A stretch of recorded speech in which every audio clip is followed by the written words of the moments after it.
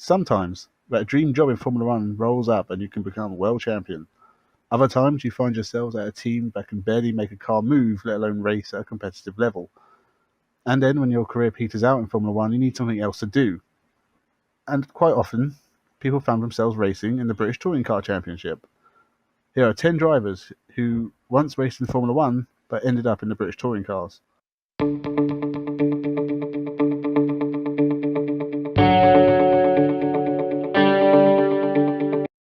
Most people probably know Guy Edwards as the man who pulled Niki Lauda from his burning racing car during the 1976 German Grand Prix. But the man actually had an unremarkable Formula One career, racing for Graham Hill's racing team in the 1974 season with a best position of 7th at Sweden and 8th in Monaco, but a couple of retirements and did not qualify at other racetracks. He only did half a season anyway. 2 years later, he'd raced for the Penthouse Rizzler team, which again would feature a did not qualify in Belgium and a best position of 15th at the 1976 German Grand Prix. And in 1977, he'd enter one Grand Prix, the British Grand Prix, for which he did not pre-qualify for BRM. His British touring car career wasn't much better, as he would have 2 seasons racing for the Rouse Sport Ford Sierra team, with a couple of podiums in Class A, but never really challenging Andy Rouse for any victories. Because Guy Edwards there is just 2 seconds behind him now. Guy Edwards making a terrific effort in the closing stages of the race. Into the S's goes Andy Rouse. And there's a squeal of tyres. Edwards is off.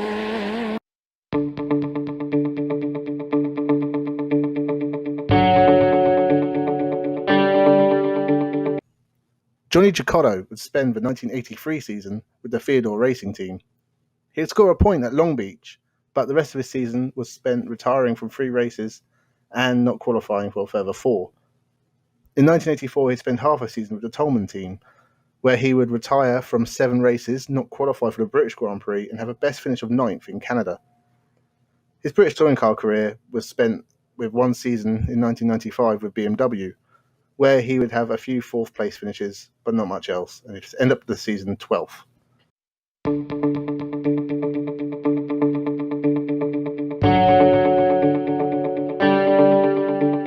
David Brabham probably wishes he never bothered entering Formula One in the first place. He'd spent 1990 with his father's team, by this point washed up beyond all belief, where he would spend most of the season either not qualifying or retiring from races. The one race he did finish was in France, and he only finished 15th. He'd take 4 years to get back to this level with Simtek, but again, he'd retire from 10 races that season, with his best finish being a 10th in Spain and 11th in Hungary. In 95, he would enter the British Touring Cars with BMW, teammates to Johnny Giacotto.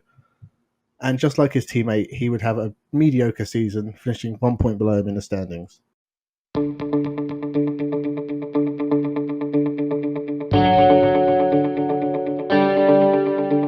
Even Formula One legends would race in the British Touring Car Championship. Nigel Mansell's Formula One career began with Lotus in 1980, before changing to Williams in 1985 and taking his first victories. He'd changed to Ferrari in 1989, and after winning a few races would go back to Williams in 91. In 92, he'd capture the title, before being frozen out of the team in 93 by Prost signing and heading to America to win the kart series. He'd return in 94 after the death of Senna, winning the last race in Australia before moving to McLaren in 95 and having no success whatsoever, racing only 2 races before retiring for good. His British touring car career is a bit more complicated. In 93, he entered the Toka Shootout, and if you want to know how that went, just watch the interludes in this video. He'd come back in 98 and race for Ford, where, in the wet at Donington, he would qualify 19th in the feature race before finding himself in the lead of the race. Towards the end, he'd drop back and finish 5th, but it was still a sign of the master driver that he really was. However, the rest of his British touring car career is pretty forgettable.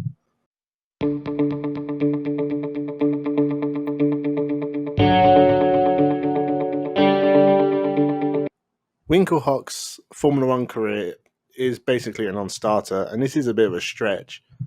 He'd entered 7 races with AGS in 1989, and he wouldn't pre-qualify for any of them. He'd have a lot more success in touring cars, having a lot of international success, as well as winning the British touring cars in 93. He'd win a few races in 94, as well as 96, but that's all he entered in British touring cars.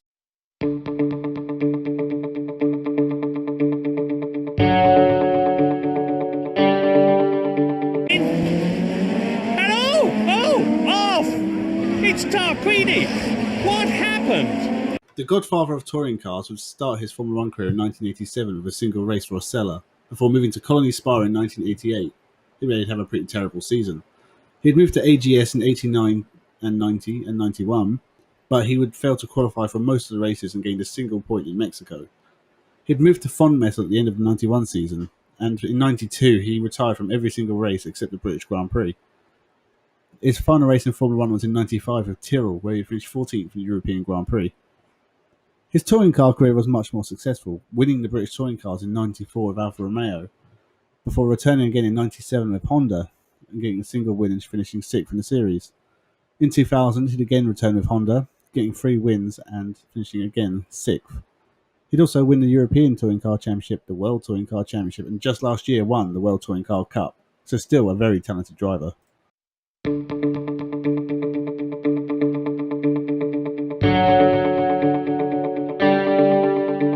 Roland Ratzenberger's Formula 1 career was tragically short, entering 3 races for Simtek in 1994, not qualifying for the Brazilian Grand Prix, and then finishing 11th for the Pacific Grand Prix. He wouldn't start the race in San Marino due to sadly being killed in qualifying a single day before Ayrton Senna's death. He spent half a season in the British Touring Cars in 1988, racing a Group B BMW, where he would take a single-class win against the dominant pro-drive BMWs of Frank Sittner and Mike Smith.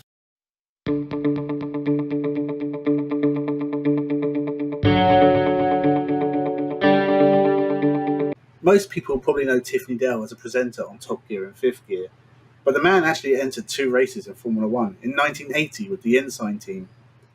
He would retire from the Belgian Grand Prix and then not qualify for the Monaco Grand Prix. His touring car career was sporadic, first entering in 1987 with a Group D Toyota, before in 1989 entering a Class A Ford Sierra with Lawrence Bristow, winning the endurance race where there was driver swaps. He'd returned in 92 with Nissan for the last race, before spending half a season with them in 93, but not scoring any points. He would again return with Nissan in 94, getting a couple of point-scoring finishes, but only racing half a season again, before making a 1-round appearance in 98, again with Nissan, and then a final appearance in 2001, racing a production-class Honda Accord, finishing 14th.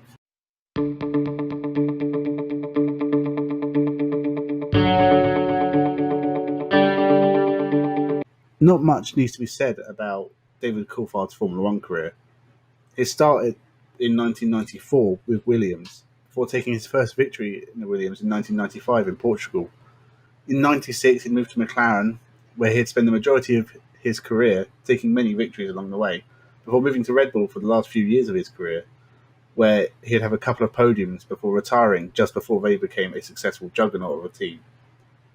His brief British touring car career actually was only 1 race in 1990 in a Vauxhall Cavalier in Class B, at the 9th round at Brands Hatch, where he finished 13th.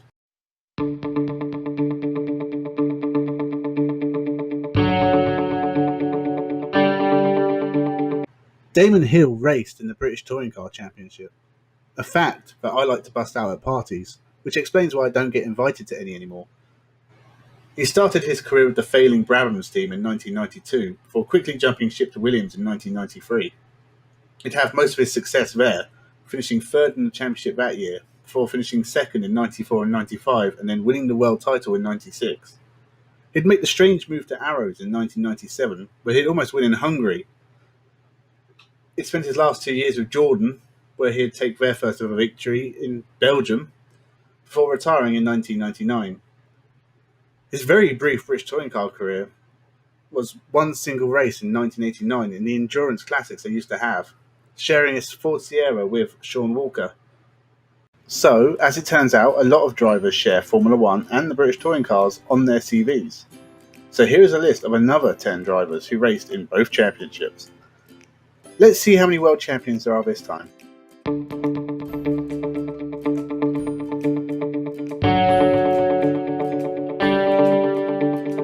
Gianfranco Brancatelli is an Italian driver with a pretty weak Formula 1 history.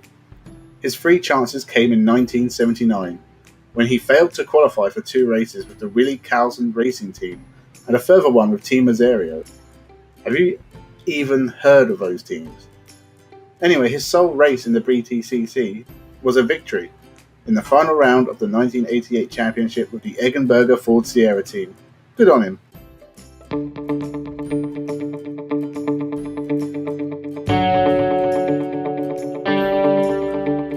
Eric van der Poel failed to qualify for 15 out of 16 races in 1991, which sounds about as good as getting leprosy everywhere except your left arm. But the one race he did qualify for the Modena Lamborghini team, the closest there has ever been to an official Lamborghini team in Formula 1 by the way, is the San Marino GP, where he almost finished third until a fuel problem inside the checkered flag saw him drop to 9th. 1992 wasn't any better for the Flying Dutchman, failing to qualify for 9 out of 10 races with the Brabham team, before 2 retirements and a 10th place finish for Frontmetal. He had half a season in the BTCC with the Old Spice Nissan team, a best 9th and 2 points.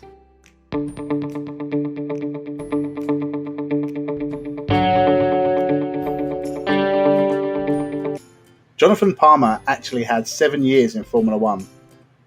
Pretty impressive as he had little success. A debut 13th with Williams in 1983, before his first full season with the Skull Bandit team in 1984 saw some good results on the fringes of the points, but a lot of retirements and a poor car. He moved to Zakspeed in 1985, competing in 7 races, but retiring from 6, finishing 11th in Monaco. He stayed with Zakspeed in 1986 and again had some good finishes on the fringes of the points, but still ended the year with 0. A move to Tyrrell in 1987 was a step up. The team was still a midfield regular then. Good results and his first points finishes followed. 5th place in Monaco and Germany and a 4th place at the final race in Australia capped off his best year in Formula 1 with 7 points. He stayed with Tyrrell in 88, but the results were not the same. 2 5ths and a 6th, but a couple of did not qualifies and 5 points. A final year with Tyrrell in 1989 was average, just 2 points from 2 6th place finishes. He didn't qualify for the final race in Australia and his F1 career was over. One race in 1983 in a BMW 635 and a full season in 1991 with the ProDrive BMW team. Apart from pissing off Netham Lindgren, he'd get a couple of podiums and finish 7th. Not bad. Right into Russell, then the very tight hairpin, braking, and Jonathan's right up alongside Lindgren, and he's done it again! He's hit Netham Lindgren, spins off. Well, what an absolute disaster for Jonathan Palmer and Netham. Spins his rear wheels. Oh dear, he's not at all happy, it's not his day. Oh dear me. And there's Netham. I bet she's not best pleased either. She certainly doesn't look as though she thinks it was her fault. Oh, this is going to be... And she doesn't. Hell hath no fury like a woman rammed. But the crowd loved it. Thank you and goodbye.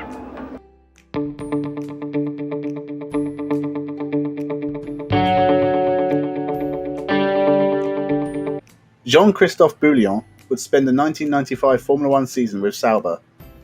Some decent results outside of the points.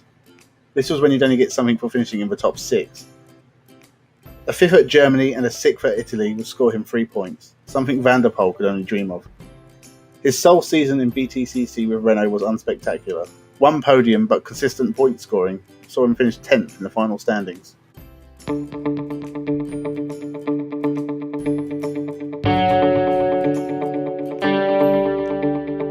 Jan Lammers had a strange Formula 1 career.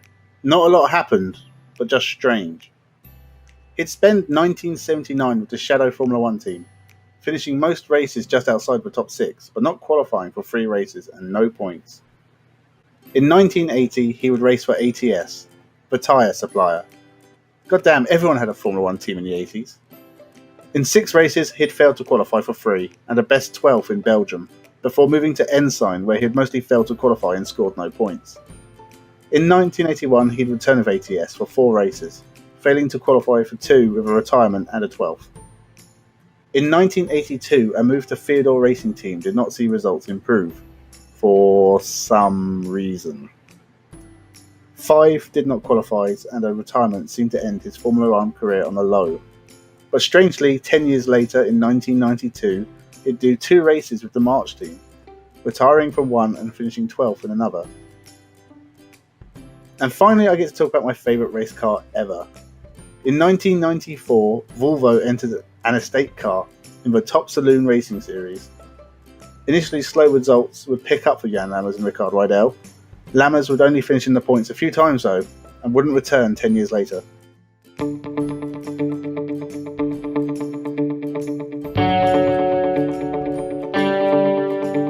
Christian Danner would race 2 races for Zakspeed in 1985, retiring from both, before moving to a Acela in 1986. In 6 races, he retired from 5 and failed to qualify for 1. He moved to Arrows mid-season and results improved, with his first points from a 6th place finish in Austria. He moved back to Zakspeed for 1987 and finished on the fringes of the points a few times, but mostly retired and scored no points.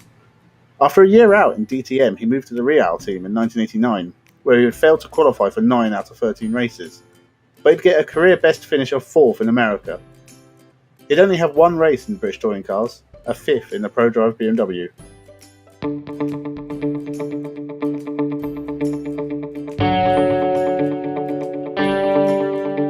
Derek Warwick is a badass, having mostly massive accidents and strolling away like a badass. Away well and at least split the McLarens, and he was very tardy off the grid. Elise's drive, as I said, is almost unbelievable. And oh my God, that is a Lola. That's all I can tell. No, it's Derek Warwick. It's Derek Warwick who's crashed at the Parabolica, and as you can see, my goodness, he's okay. That is an incredible testimony to the strength and safety of the construction of the cars these days, and there is absolutely no doubt in my mind that the race will have to be stopped. He's had quite a career, over 100 starts in Formula 1, a Le Mans win, and he was teammates with Giampiero Simoni. He probably doesn't mention that last one to his grandkids. 1981 was a terrible way to start your Formula 1 career. 11 did not qualify, and a retirement with the Tolman team was enough to ruin a normal man's career, but not Warwick, who stayed with the Tolman team in 1982. Results didn't improve much, but he at least got to the finish of 2 races, in 15th and 10th.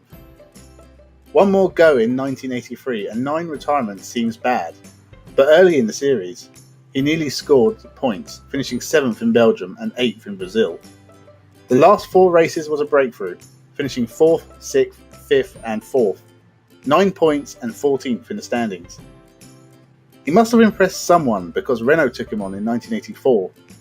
The car was unreliable and a lot of DNFs followed, but so did podiums, 4 of them, and that meant 23 points and 7th in the final standings. That was the high point. 1985 and the Renault is very uncompetitive. Derek ends the year with 5 points and moves to Brabham for 1986, only competing half a series and scoring no points.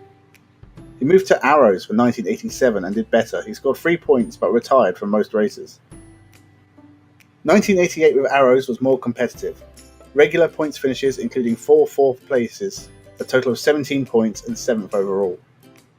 Another year with Arrows in 1989 and a smattering of points, scoring 7th and finishing 10th. It moved to Lotus for 1990, but the team was starting to crumble, mostly retiring from races, but scoring 3 points. His career seemed to be over at that point, but in 1993 he had returned with footwork. Think Arrows, but with a dodgy Japanese sponsor. He'd get a 4th and a 6th finish in the last year of his Formula 1 career. He'd had 3 seasons in the British touring cars. 1995 with Alfa Romeo was pretty shambolic, but 97 with Vauxhall was an improvement, and a win followed in 98 at Knock Hill, and even got to race Nigel Mansell. Quite a career.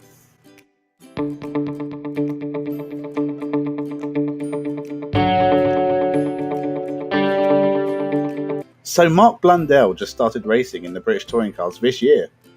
It's not going great so far. If Rory Butcher can win a race and you can't even score points, rethink your life decisions. He did win Le Mans with Derek Warwick though, so there is that. 1991 was spent with the dreadful Brabham team. 1 point and a lot of retirements followed. He'd get another chance in 1993 with Ligier and did well.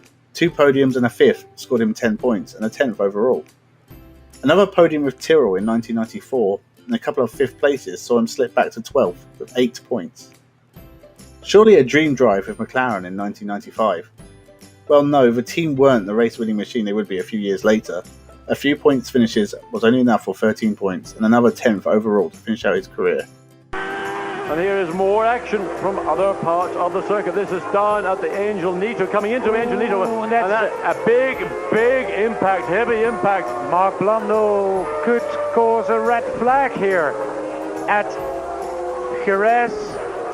And that would be the second time in 2 days.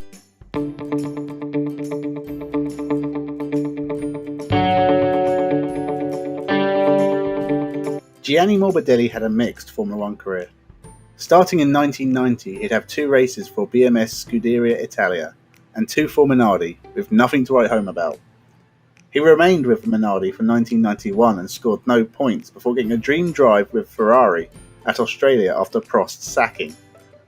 He finished 6th and didn't get a full drive with Ferrari.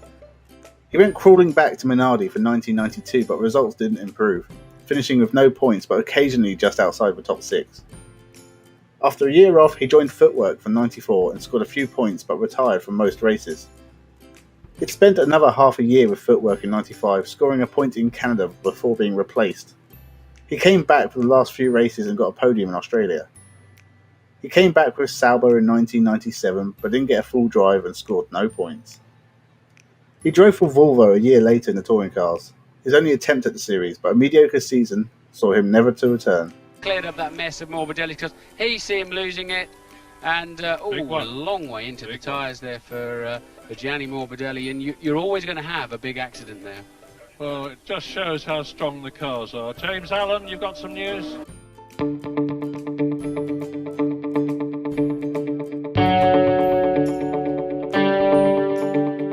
Julian Bailey would have a year with Tyrrell in 1988, but the team was struggling for money and results were not kind. He only qualified for 6 out of 16 races and had a best finish of 9th. He'd returned for Lotus in 1991, another legendary team that was struggling for pocket change. Of the 4 races he entered, he failed to qualify for 3, but would come 6th at Imola and get his only Formula 1 championship points. After a few races for Nissan in 1991 and a handful with Toyota in 1992, he'd race his first full season in British touring cars in 1993. Again in a Toyota, he'd win a race at Knock Hill and roll his teammate at Silverstone and finish 5th overall. 1994 was not a good year for him, again with Toyota, but even though he regularly finished in the points, he didn't get on the podium. 1995 was the same. His final year in the British touring cars was in a Toyota, shock of shocks. Some good midfield results but no podiums, and he left the series along with Toyota. Bailey is flying. He's attacking his teammate Will Hoy. In fact, he's really attacked him. That's it. Off goes Will Hoy, skating to a standstill on his roof. It's a good thing Will's strapped in. The car upside down is a Toyota with Will Hoy crawling out of it. A pretty bemused Will Hoy, I should think. He's lucky to have got away with that. And he walks away perfectly okay. Hello and welcome back to Frontrunner Motorsport, with a 3rd instalment of drivers who have raced in both Formula 1 and the British touring cars. Number 10, Kunimitsu Takahashi. I know that most of you are probably thinking the same thing I am thinking. Who the bloody hell is Kunimitsu Takahashi? Well, he is an interesting figure. All the way from Japan, he had a single race in Formula 1 with an old Tyrrell at the 1977 Japanese Grand Prix under the Maritsu racing team. He qualified 22nd of 23, but survived to finish 2 laps down and in 9th place. He has wins in motorcycle Grand Prix before his quick jaunt in Formula 1, but he would also have a single race in the British touring cars, racing a Mitsubishi Colt at Silverstone in 1985, finishing 9th and never returning. He'd have success in Japan, racing as late as 1999, and also has a 3rd in class at Le Mans in 1996, racing for his own team, Team Kunimitsu, in a Honda NSX. His team is still going, winning the Super GT Championship in 2018 with Naoki Yamamoto and Jenson Button. So, now you know. Number 9, Vern Schuppan. Vern Schuppan is an Australian driver who I have spoken about before in my top 10 Australians list. To go through his Formula 1 career briefly, he never scored any points but entered races between 1972 and 1977, He'd raced for BRM, Team Ensign, Embassy Hill and Team Surtees, getting a best 7th for the latter at the Hockenheim Ring. He'd raced in the same Mitsubishi Colt as Takahashi, but a few rounds earlier, also at Silverstone. He'd retire from the race and never came back for another go at British touring cars. Number 8, Slim Borgard, the former ABBA drummer. I have brought that up before and it's still a weird fact to me. Drummer for ABBA, F1 racer and truck driving champion. What a life he's had. Where's his damn biopic? Slim only had a year and a bit in Formula 1 but scored a point for the ATS team in 1981 before a few races in 1982 with the Tyrrell team. He'd be the second driver partnering Tim Harvey at the endurance rounds of the 1990 British touring cars, driving the Labatt's Ford Sierra Cosworth. They'd get a second place, so technically Slim Borgard has a BTCC podium under his belt. He's also raced in Swedish touring cars as well as the Touring Car World Cup. Also, he raced trucks. Yeah. Number 7, David Hobbs. This guy has raced pretty much everything in his long and illustrious career, from Formula 1 to Le Mans to IndyCar, Bathurst to BTCC, with everything else in between. He had a short Formula 1 career, a couple of races with Bernard White in 1967, as well as a run in a Lola BMW, followed by a single race for Honda in 1968, before returning in 1971 with Penske, and a couple of races with McLaren in 1974, with a best 7th in Austria. He raced in the BTCC with Malcolm Gartland Racing in a Ford Falcon, entering 5 rounds in 1968, taking a couple of Group D victories, as well as overall victory at the Martini Trophy round at Silverstone. He also has a couple of Le Mans podiums in 1969 in a Ford GT40 and 1984 in a Skull Bandit Porsche, as well as class victories in 1962 and 1982.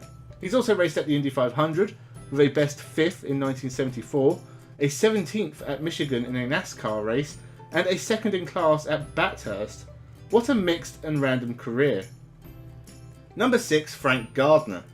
Someone else I have spoken about in my top 10 Australians in Formula 1 video. He raced to little success in Formula 1 with John Wilman Automobiles, with a best 8th in Australia. He has a lot more success in British touring cars. 3 championships, 35 overall wins, and a true legend from Australia. As of 2020, he is still 9th in the all-time overall race win list. It all began again with John Wilman Automobiles in a Ford Cortina, before winning his first 2 championships with Alan Mann Racing in 1967 and 1968, again in Fords. He'd switched to SCA and raced a Camaro and took his final championship in 1973. He is an absolute legend. Worship him, touring car fans. Number 5, Chris Craft. This British driver only made 1 start in Formula 1. After failing to qualify for the Canadian Grand Prix in 1971, Chris Craft, racing for the Ecurie Evergreen team, qualified 30th of 32 at the American Grand Prix and failed to finish.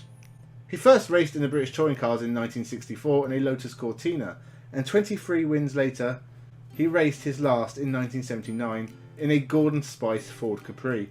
His best year was 1969, when he finished 2nd overall in a Team Broadspeed Ford Escort. The only other thing of note was a 3rd at Le Mans in 1976 with Alain de Cadenet in a Lola. Number 4, Hans-Joachim Stuck. Hans Stuck had a 6-year stint in Formula 1. His first 3 years with March didn't give him much to shout about. 5 points in 1974 before getting stuck at the back. See what I did there? You should subscribe. Getting stuck at the back in 1975 before March were able to score more points in 1976. He'd leave March to join Brabham and Martini Racing to have his best season, scoring a couple of podiums, but after a year with Shadow and a final year with ATS, he left with just 1 points finish with each and he was done with Formula 1. As for BTCC, he had 3 races in 1983 with Chesilmore BMW Motorsport getting 2 podiums at Brands and Donington. He's done alright for himself though, 2 wins at Le Mans with Rothmans Porsches and a DTM championship in 1990 with Audi. Number 3, Vic Elford. Vic Elford drove for the Cooper team in 1968, scoring 5 points, and a few more points in 1969 with the Colin Crabb team, also in a Cooper. He'd have 2 years off before returning in 1971 with the BRM team for a single appearance at the German Grand Prix, finishing 11th. He'd make his debut in the BTCC in 1961 in a Class A Austin Mini, finishing second at the one race he entered. He'd return in 1967 in a Porsche 911 for AFN, taking 2 wins and finishing 7th overall, before a final year with Bill Bradley Racing in 1968, where he would win 2 out of 3 races before skipping the rest of the year. Out of the 12 races he entered, he retired from 2 and never finished outside the top 4 in the other 10. He could have been champion if he committed to the series. Number 2, Tony Lanfranchi. This is a bit of a cheat because Tony Lanfranchi never actually raced in Formula 1.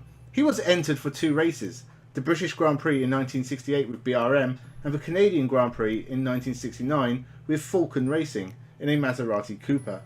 A very unlucky man, the BRM he was meant to race in 1968 caught fire in the transporter and was destroyed. Talk about your hopes and dreams going up in flames. His career in BTCC lasted from 1965 to 1989, first racing in a Mini. He also raced in a Hillman Imp, BMW 3.0 CSI, a Chrysler Hemi Cuda, Vauxhall Firenze, Volkswagen Scirocco, Audi 80, Opel Monza, Vauxhall Nova, and finally a Vauxhall Astra in 1989. He only ever won his class once in 1986 and never did better than 6th overall in 1974 in the Beamer. Number 1, Roy Salvadori. Roy Salvadori had a long career in the early days of Formula 1. 10 years between 1952 and 1962, driving for a whole host of teams, from private entered Ferraris to Maseratis, Connaughts to Vanwalls. Most interestingly of all was the David Brown Aston Martins, something we'll probably talk about in a future video. His best year was 1958 with the Cooper team, 3 podiums and 4th in the overall standings, but never a race winner. He may be the first Formula 1 driver to race in the British Saloon Car Championship. Starting in 1959 in a John Coombs Jaguar, he finished 9th overall, even though he only entered 3 races. 1960 he entered a single race, winning his first touring car race, before 3 wins in 1961 and a 5th overall, a single win at Crystal Palace in 1962, and a final win in 1963 saw out a pretty good touring car career. Jackie Oliver.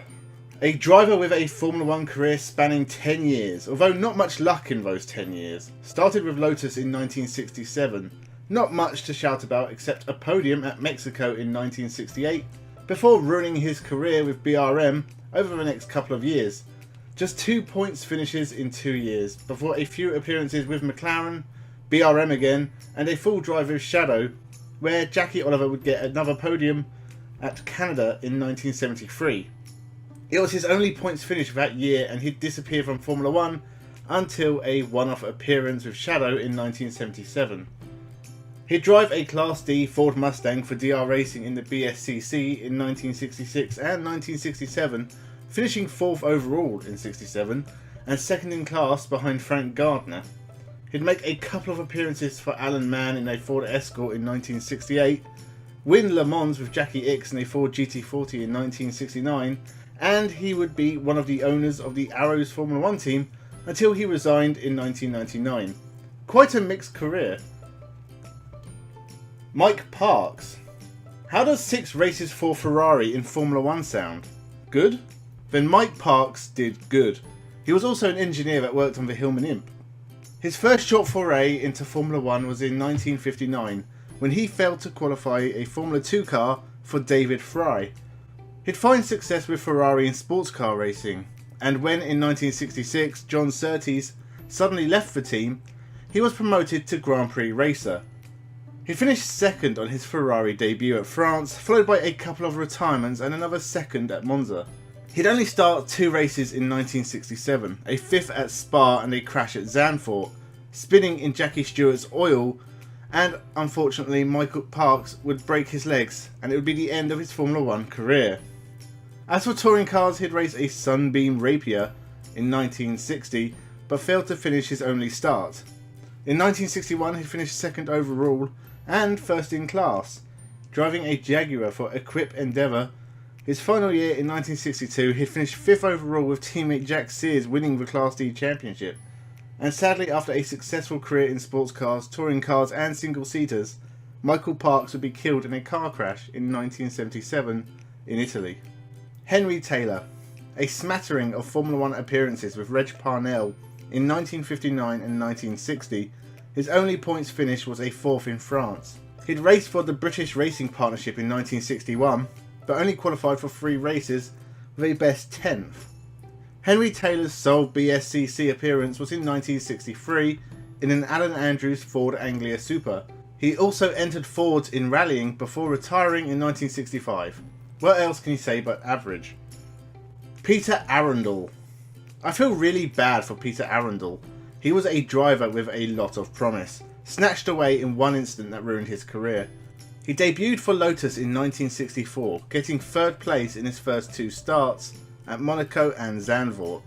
He'd scored further points in France, but his season was cut short after a Formula 2 crash at Reims with Richie Ginther. That crash threw Arundel from his car and left him severely injured. Colin Chapman kept a seat ready for him when he recovered, which didn't happen until 1966, but he didn't enjoy much more success and left Formula 1 at the end of that year.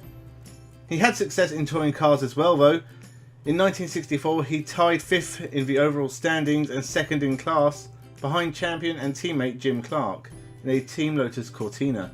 In 1966 Arundel would finish 3rd overall, but he would win his class ahead of Jim Clark. He'd enter 3 more races in 1968 in a Ford Escort for Alan Mann, before retiring entirely from motorsport in 1969. It's a shame after a great start to his Formula 1 career that it was over so quickly. Jean-Louis Schlesser. Looking at Jean-Louis Schlesser's Formula 1 and BTCC career, it doesn't really do him justice. He only made 1 appearance in Formula 1. After failing to qualify for Ram in 1983, he'd finished 11th for Williams at Monza in his only actual race in 1988. His 3 BTCC races came in Tom Walkinshaw's Rovers. In 1984 he entered 2 races, finishing 4th and 2nd, and a single run out in 1986, a 2nd place at Brands Hatch. So not bad on average.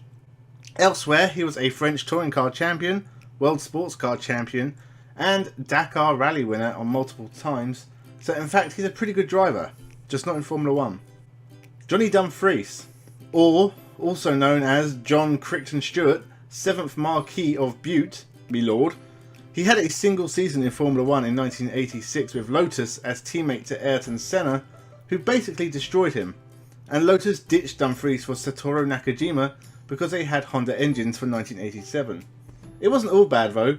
In 1988 he won Le Mans with Jaguar. His only 2 BTCC races were the endurance rounds in 1988 and 1989, where he would share a Caliber Sierra with Guy Edwards, who was the first ever person I talked about on this whole channel. They'd finished 3rd in 1988 and were disqualified in 1989 because Win Percy drove the car illegally after the Rouse car retired. He retired in 1991 and now sits on a big throne in his house or something. Johnny Herbert. I like Johnny Herbert. From coming back from a huge crash in International F3000 to make his debut in Formula 1 with Benetton in 1989, making appearances for Lotus for 5 years when they were terrible and it wasn't helping his career, before moving back to Benetton, taking his first wins in 1995, podiums with Sauber, a final win with Stuart Ford in 99, and a final year for Jaguar in 2000. It's a solid career to look back on. His only 9 appearances in BTCC was as a mid-season replacement for James Thompson with Team Halfords. He scored points but also retired a lot. He's also raced in the International Superstar Series, scoring a win in Kyalami, as well as a win at Le Mans for Mazda in 1991, as well as 3 seconds in a row between 2002 and 2004. A great driver and a great career. Martin Donnelly. Mr. Donnelly made his Formula 1 debut in 1989, replacing the injured Derek Warwick at the French Grand Prix and finishing 12th in his Arrows, 3 laps down. A year later he was at Lotus having a really bad time. Have I mentioned Lotus kinda sucked at this point? Well, their Lamborghini engines usually blew up. Martin Donnelly would score no points and was then severely injured at Jerez in Spain, after which he was no longer able to race in Formula 1. 25 years later he wound up racing an Infiniti for the comically bad Support the Powers racing team. After a best finish of 19th, he was replaced after Infiniti withdrew their support for the team. Replaced by Max Coates, A driver who routinely almost wins the Renault Clio UK Cup on a yearly basis. That's pretty embarrassing. John Love. I've talked about John Love on the channel before, although quite a while ago. For those who don't know, he was a driver from Rhodesia, now Zimbabwe, who usually entered the South African round of the Formula 1 Championship, nearly winning in 1967 in his privately entered Cooper Climax, except he had to stop for fuel and Pedro Rodriguez took the win with Love in second. He was entering South African Grand Prix with his own team until 1972. He was also a British Touring Car champion in 1962, when Cooper hired him to race a Mini in the series. He won the championship in his debut year, but the next couple of years after this he'd make a couple more appearances. He was also a Formula 1 South Africa champion, before retiring in the mid-70s. Jochen Mass.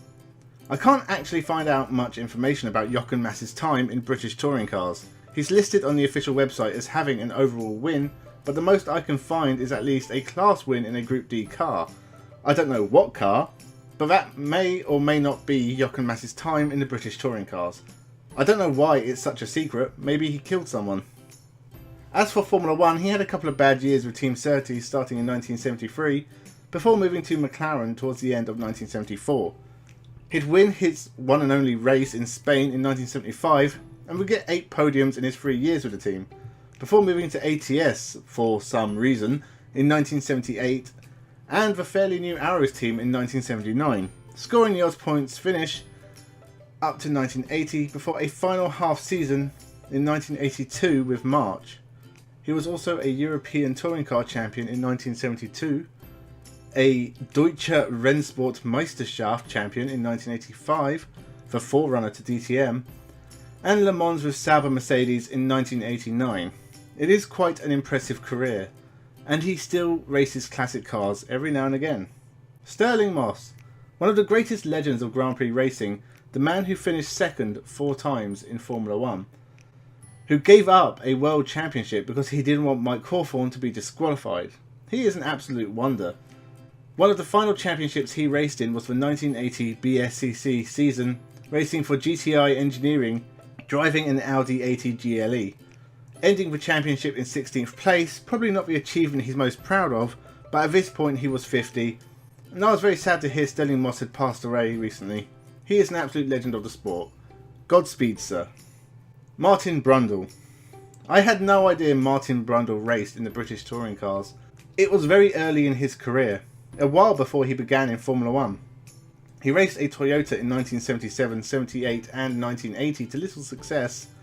It's again very hard to find information from this time. He is a true journeyman of Formula 1. After 3 years with Tyrrell from 1984 to 1986, he'd moved to Zakspeed in 87, a single race for Williams in 88. He raced for Brabham in 89 and 91, before a good season with Benetton where Brundle would get 5 podiums. Then it was Ligier in 1993, McLaren in 1994, back to Ligier for 1995, and a final year with Jordan in 1996. Never a winner but a consistent point scorer, a winner at Le Mans in 1990 with the Silk Cut Jaguar, and in 2020 can be heard talking us through the action on the Sky F1 coverage. Kinda wish he'd go back to the BTCC though, for some reason. Dan Gurney, an American who pretty much won races in everything he entered, debuting with Ferrari in 1959 for 4 races, in which he'd get 2 podiums. He'd moved to BRM in 1960 but had a terrible year, and moved to the Porsche team in 1961, getting a smattering of podiums and a win in France in 1962.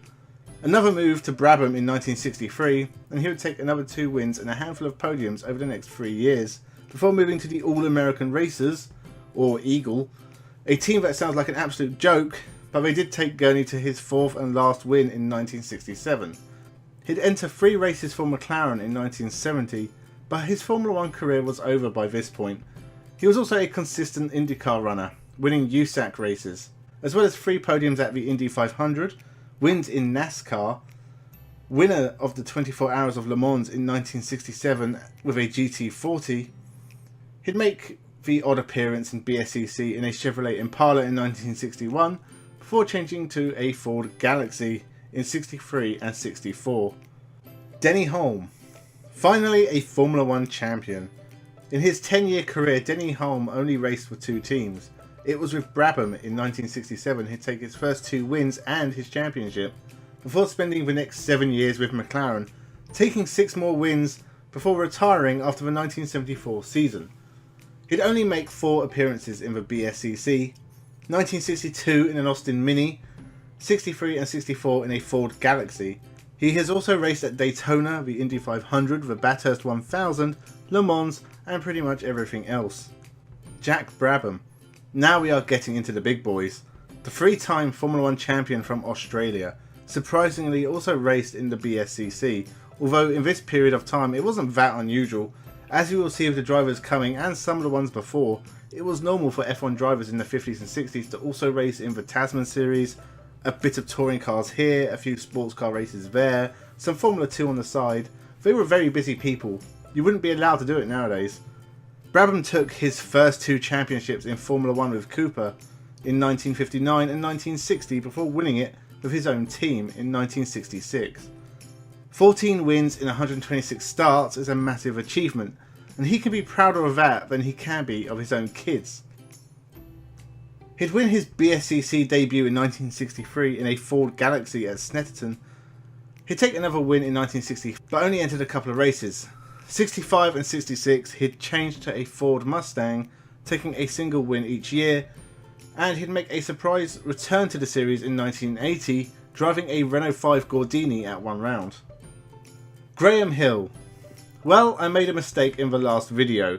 I said Roy Salvadori was probably the first Formula 1 driver to race in the British touring cars, when actually Graham Hill was involved in the 8th ever race in British touring car history. In 1958, driving an Austin A35 to first in class, he'd win 8 races overall, finishing a best 3rd in 1963, racing a Jaguar, before a last season in 1967 in a Lotus Cortina. As for Formula 1, a championship for BRM in 1962 and another for Lotus in 1968, he'd also win Le Mans and the Indy 500 to become the only Triple Crown winner.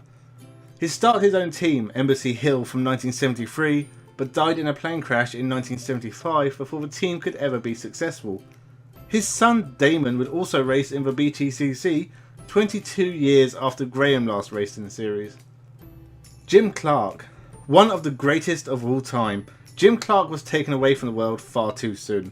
25 Formula 1 wins in 72 starts, a win percentage Lewis Hamilton could only dream of. 2 championships in 63 and 65, his final win was in the first race of 1968, before his untimely death at Hockenheim in a Formula 2 race. Along with his Indy 500 win, 3 Tasman Series wins, and all the non-championship Grand Prix wins, he was also a BTCC champion in 1964. He'd take 8 wins between 1963 and 1966, winning his championship in a Lotus Cortina, probably the greatest all-round race driver of all time. Jackie Stewart, the final man on our list and another one of the greatest. The Scot who won 3 Formula 1 World Championships with Matra and Tyrrell. He won in his debut season in 1965 with BRM in Italy. It would be the first of 27 wins, the most at the time. He was also a Tasman Series champion, but he never had success at Le Mans where some of his peers had. He only had 1 attempt at it. A best 6th in the Indy 500 as well, and also 2 races in the BTCC. I had no idea Jackie Stewart raced in the BTCC, but he had 2 races in a Lotus Cortina in 1964, finishing 5th at Alton Park and 4th at Aintree. And that is the whole list of 48 Formula 1 drivers who have raced in the British touring cars. So as I said, we are past the 1-year anniversary of the birth of this channel, but I didn't have internet at the time, so I'm going to do something on the 31st of July. I can't believe I have over 60 subscribers. Honestly, I'm lucky to have 1. Thank you so much for subscribing, commenting, liking the videos and coming back to the channel to see new content when it goes up. I hopefully will be doing something on the 31st of July, maybe a live stream if the internet works long enough to let me, so make sure you tune in for that. With that said, thank you and have a good one.